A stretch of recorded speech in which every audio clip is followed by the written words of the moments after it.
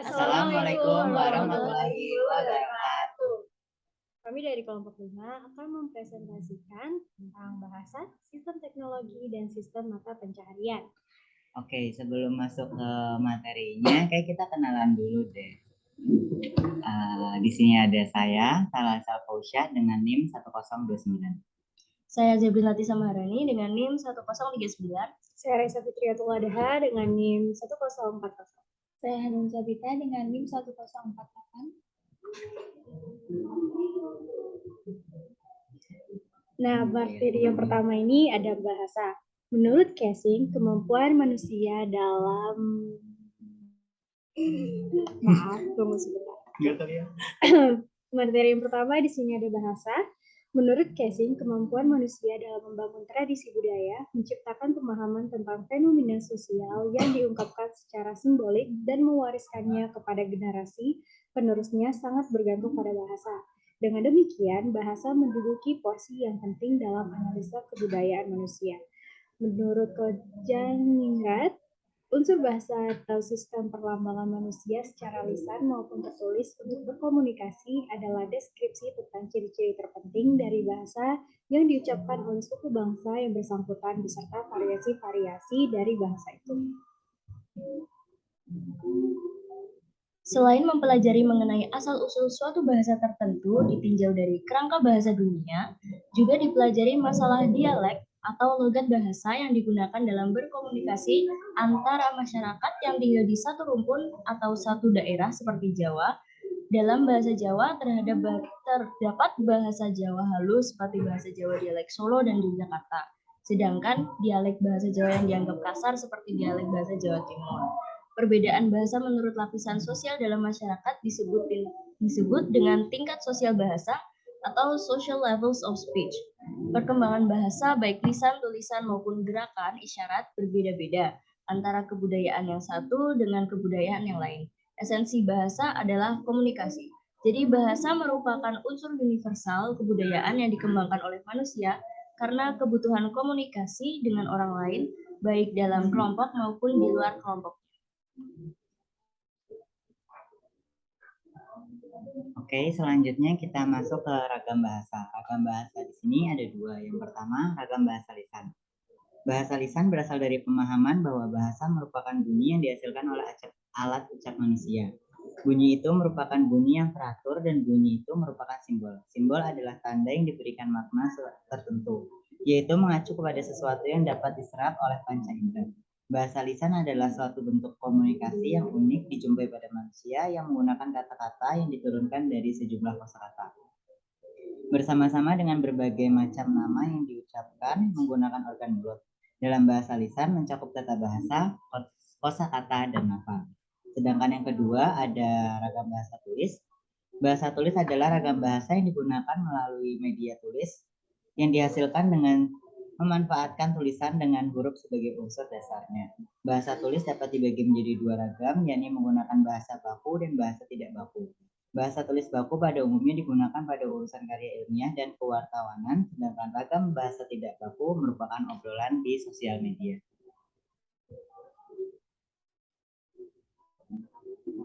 Berikutnya ada sistem teknologi. Menurut Konjaraningrat, pada masyarakat tradisional terdapat 8 macam sistem peralatan dan unsur kebudayaan fisik yang digunakan oleh kelompok manusia yang hidup berpindah-pindah atau masyarakat pertanian. Yang pertama ada alat-alat produktif. Alat-alat produktif adalah alat-alat untuk melaksanakan suatu pekerjaan berupa alat sederhana dari batu untuk menumbuk gandum atau untuk menumbuk padi, namun alat produktif pada saat ini tidak dibatasi oleh alat-alat yang dibuat secara manual. Alat-alat produktif pada masyarakat ini semakin beragam.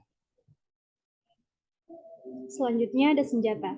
Senjata digunakan untuk mempertahankan diri atau melakukan aktivitas ekonomi seperti berburu dan menangkap ikan. Digunakan juga untuk berperang. Berdasarkan bahannya, senjata dibedakan menurut bahan. Terbuat dari kayu, besi, dan logam. Pada saat ini, pengertian senjata telah menyempit hanya sebagai alat yang digunakan untuk mempertahankan diri dari peperangan. Lalu yang ketiga ada wadah. Wadah adalah alat untuk menyimpan, menimbun, dan memuat barang. Pada zaman prasejarah, anyaman dari kulit atau serat kayu menjadi pilihan masyarakat. Terjadi perkembangan alat produksi dengan ditemukannya teknik membuat gerabah yang banyak dibuat dari bahan tanah liat. Seiring dengan meningkatnya aktivitas ekonomi manusia, maka bentuk dan jenis wadah pun mulai berkembang. Yang keempat, ada alat-alat menyalakan api. Masyarakat zaman prasejarah membuat teknologi untuk menyalakan api dengan menggesek-gesekkan dua buah batu dengan ditemukannya bahan minyak dan gas, maka pembuatan api menjadi jauh lebih mudah dan efisien. Yang kelima, ada makanan, minuman, bahan pembangkit gairah, dan jamu-jamuan. Kelompok masyarakat dan kebudayaan memiliki sistem pengetahuan dan kebiasaan yang berbeda-beda dalam mengolah makanan dan minuman. Dalam antropologi, jenis-jenis dan bahan makanan tertentu memberikan arti atau simbol khusus bagi masyarakat tertentu dan dikaitkan dengan konsepsi keagamaan tertentu. Dalam kajian antropologi masyarakat kontemporer, pembahasan mengenai makanan dan minuman disebut dengan kuliner. Oke, selanjutnya tentang pakaian dan perhiasan. Pembahasan fungsi pakaian sebagai alat produktif dalam antropologi adalah pada bagaimana teknik pembuatan serta cara-cara menghias pakaian dan tempat perhiasan dalam suatu masyarakat. Pakaian seolah menjadi bagian dari tradisi atau adat istiadat sehingga setiap negara ataupun setiap suku bangsa pasti memiliki baju adat ataupun baju kebesaran masing-masing. Yang ketujuh, ada tempat berlindung dan perumahan. Manusia membuat tempat tinggalnya senyaman mungkin disesuaikan dengan lingkungan alam di sekitarnya. Semua bentuk rumah atau tempat tinggal merupakan hasil dari teknologi manusia yang menyebabkan budaya masing-masing.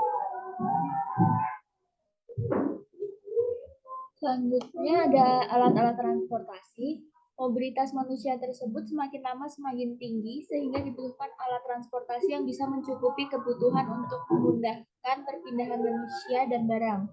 Sebelum ditemukan roda, alat transportasi masih banyak menggunakan alas kaki atau alas karet yang diikatkan pada hewan, seperti pada alat angkut orang Indian di Amerika. Penemuan roda menjadi dasar penemuan berbagai mesin pesawat dan alat transportasi yang semakin maju seperti mobil, kapal, pesawat terbang, dan kereta.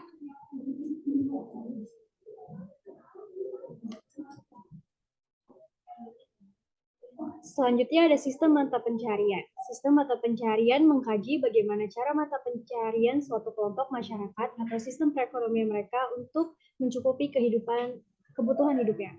Lalu sistem ekonomi masyarakat tradisional. Yang pertama ada berburu dan meramu, kedua beternak, ketiga bercocok tanam di ladang, keempat menangkap ikan, kelima bercocok tanam menetap dengan sistem irigasi. Contoh sistem mata pencaharian.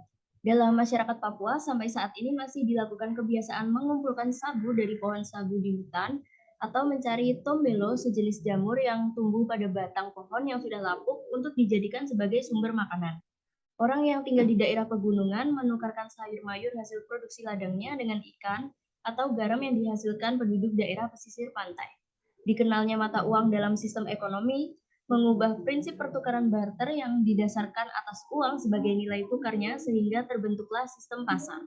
Sistem barter adalah menukarkan sebagian hasil produksi dengan hasil produksi yang dihasilkan oleh orang lain.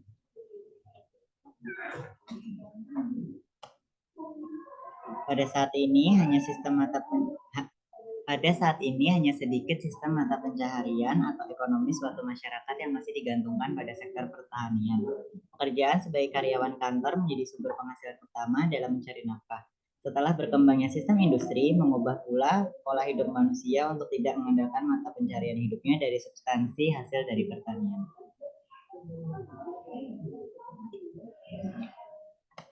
Oke, sekarang kita kasih contoh dari sistem bahasa, sistem teknologi, dan sistem mata pencaharian. Di sini kita ada dua film yang mencakup ketiganya. Ada film apa aja ini, Mbak Raisa? Film Kartini yang diperankan oleh Dian Sastro yang keluar pada tanggal 19 April 2007. Lalu yang kedua ada Bumi Manusia yang diperankan oleh Iqbal Ramadan. Oke. Ayo. Asal ayo. Ono apa ki ha? Jengi nyuwun tilem wonten kamar pembantu malih Romo. Tidak ada pembantu. Dia ibu kita.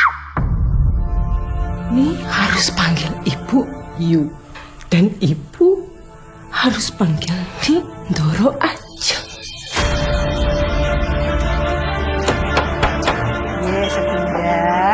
Cuma ini satu-satunya cara yang ibu tahu membuat kamu dan adik-adikmu menjadi Raden Ayu. Sudah bagus Bupati yang melamarmu, bukan Wedono. Kamu saksiku, aku gak nikah, bakal aku nikah. Kenja!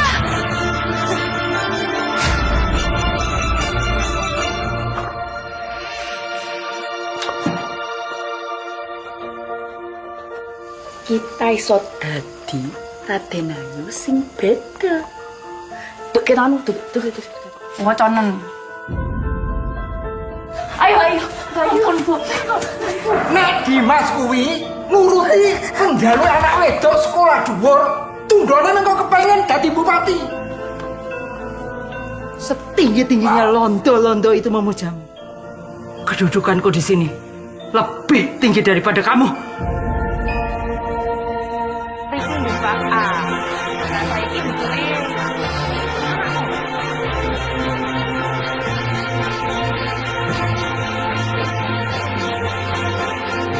Tubuh boleh terpasung, tapi jiwa dan pikiran harus terbang sebebas-bebasnya.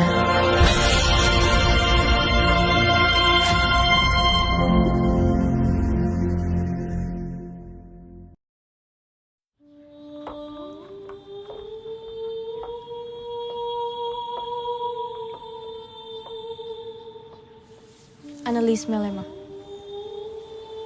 Mingke, Mingke saja. aku pribumi.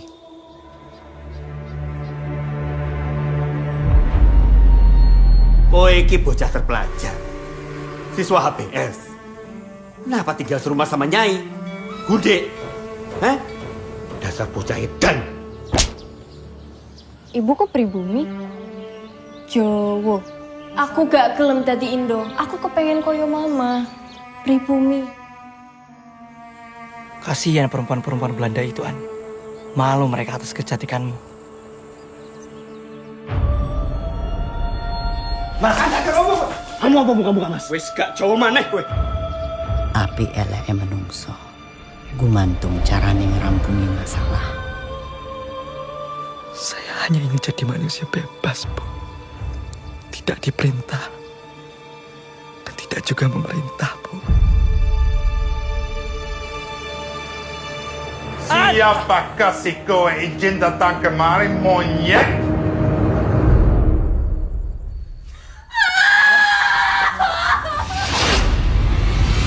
Tanpa ikatan perkawinan yang sah, kowe orang yang paling diuntungkan dalam kasus kematian Herman Melema. Kita akan menjadi pribumi pertama yang melawan pengadilan kulit putih. Apakah perbudakan Eropa jauh lebih benar daripada ikatan cinta yang jujur, tuh? Mas, apa kau akan lari dari kami? Tolong pergi mesin-mesian! Secara hukum, kalian berdua sudah tidak punya hubungan lagi dengan Annelies. Annelies punya wali di Amsterdam. Saya adalah suami Annelies yang sah di Mahkamah Agama. Saya harus menggeser dari perkara yang bukan lagi menyerangku, tapi Eropa kontra pribumi. Siapa yang menjadikan saya kuning?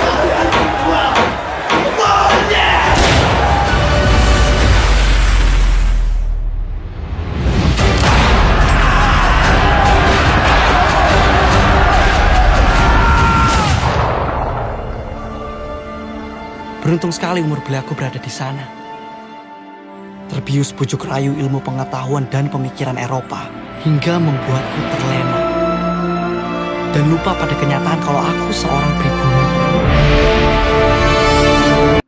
Contoh bahasa, sistem teknologi, dan Sistem mata pencaharian yang ada di dalam kedua film tersebut. Ada apa aja Mbak Anun? Untuk bahasa ada bahasa lisan, ada bahasa Jawa, bahasa Indonesia, dan bahasa Belanda. Untuk bahasa tulisnya ada bahasa Belanda dan bahasa Jawa. Sistem teknologi yang terdapat dalam situ ada alat-alat produktif seperti mesin ketik, buku, dan koran. Senjata ada keris. Lalu wadah ada gentong, siwur, kendi, dan rantang. Sistem perapian kayu bakar dan minyak tanah. Makanan dan minuman, makanan khas Jawa dan Belanda. Sedangkan sistem mata pencaharian bisa dijelaskan Tadi kita sebelum ke sistem mata pencaharian, kita masuk dulu ke pakaian. Tadi teman-teman ada lihat pakaian apa aja di sana?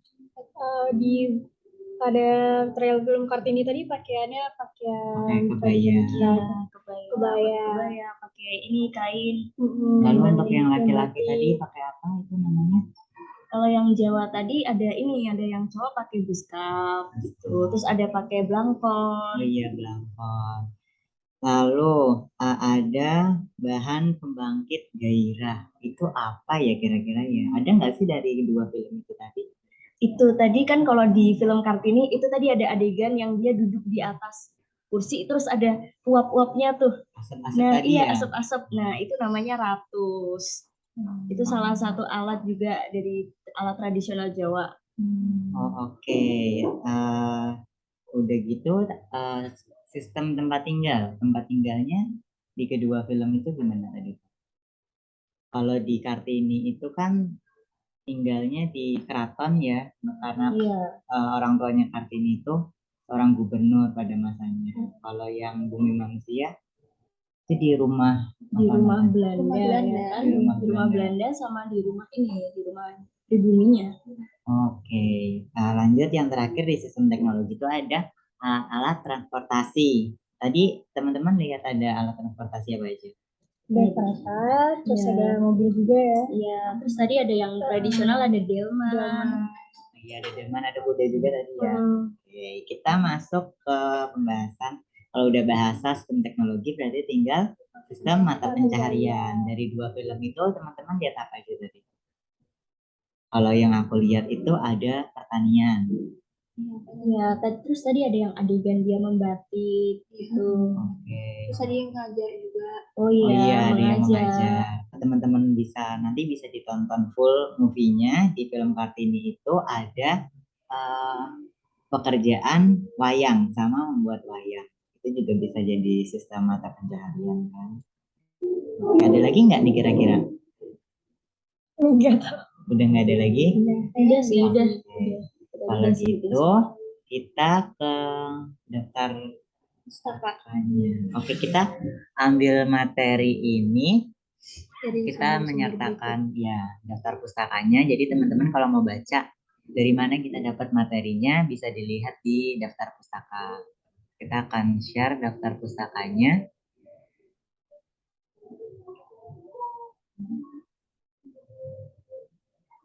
Ayo Neng.